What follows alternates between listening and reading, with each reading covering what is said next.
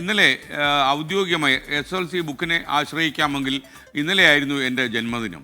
അപ്പോൾ എനിക്ക് വ്യത്യസ്തമായൊരു ജന്മദിന സമ്മാനമായിട്ടൊരു പ്രേക്ഷകൻ കയറി വന്നു. തൃശ്ശൂർ മാപ്രാണത്തെ MS സുരേന്ദ്രനാണ് കക്ഷി.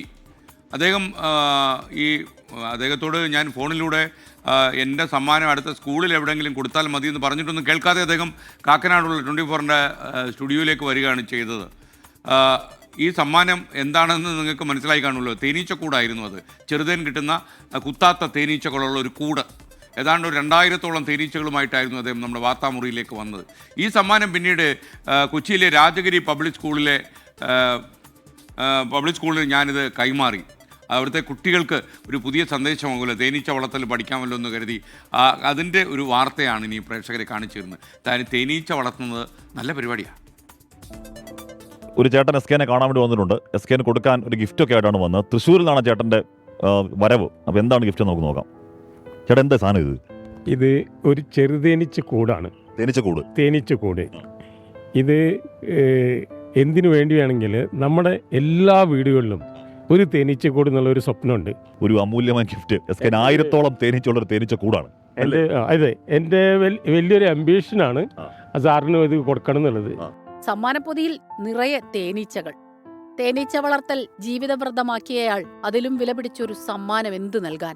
തേനീച്ച കുത്തുമോ എന്ന പേടിയായിരുന്നു ആദ്യം. അതിനും കൃത്യമായ മറുപടി. ഇല്ല, കുത്തില്ല. സ്റ്റിംഗ്ലെസ്. അതായത് ഈ ചെറുതേനീച്ച എന്ന് പറഞ്ഞത് അതിന് സ്റ്റിംഗ് ഇല്ല. പിന്നീട് തേനീച്ചകളെ രാജഗിരി പബ്ലിക് സ്കൂളിലെ കുട്ടികൾക്കായി സമ്മാനിച്ചു. സ്കൂൾ ഡയറക്ടർ ഫാദർ പൗലോസ് കിടങ്ങൻ സമ്മാനം ഏറ്റുവാങ്ങി. ഇപ്പോൾ എനിക്ക് സമ്മാനിച്ച തേനീച്ചക്കൂട് ഞാൻ രാജഗിരി പബ്ലിക് സ്കൂളിൽ സമ്മാനിക്കുന്നു. അപ്പോൾ സമ്മാനിക്കുമ്പോൾ ഇവർ ഉദ്ദേശിക്കുന്നതേ ഉള്ളൂ, കുട്ടികളിലേക്ക് തേനീച്ച വളർത്തേണ്ട സന്ദേശം പ്രചരിപ്പിക്കുക. അപ്പോൾ ഫാദറിൻ്റെ ഒരു ഐഡിയ, ഈ തേനീച്ചകളെ സംബന്ധിച്ചിടത്തോളം ഞാൻ കാണുന്നത് കഠിനാധ്വാനികളാണ്.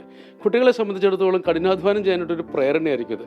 മാത്രമല്ല, ഇതിനകത്ത് ഒരു റാണിയുണ്ട്. ഈ റാണി പറയുന്നത് എല്ലാവരും അനുസരിക്കും. അപ്പോൾ എല്ലാവരും ഒരു ഓർഡർ വരുമ്പോൾ അത് എല്ലാവരും അനുസരിക്കുമ്പോൾ അതിനകത്ത് ഫലം ചെയ്യും, അതിന് ഫലം ഉണ്ടാവുകയുള്ളൂ. സുരേന്ദ്രൻ തേനീച്ച വളർത്തലിലേക്ക് കടന്നതിനു പിന്നിലും ഒരു കഥയുണ്ട്. ബോട്ടണി വിദ്യാർത്ഥിനിയായിരുന്ന മകൾ വളർത്തിയ തേനീച്ചക്കൂട്ടിലേക്ക് ആരോ പാറ്റയെ കൊല്ലുന്ന ഹിറ്റടിച്ചു. തേനീച്ചകൾ ചത്തുപോയി. ഇതറിഞ്ഞ സുരേന്ദ്രൻ പിന്നെ മുഴുവൻ സമയവും തേനീച്ച വളർത്തലിലേക്ക് തിരിഞ്ഞു. വിദ്യാർത്ഥികളിൽ തേനീച്ച വളർത്തൽ പരിചയപ്പെടുത്തുക, ഒപ്പം കഠിനാധ്വാനം ചെയ്യാൻ അവരെ പ്രാപ്തരാക്കുക എന്ന ലക്ഷ്യവും ഇതിനു പിന്നിലുണ്ട്. News desk 24.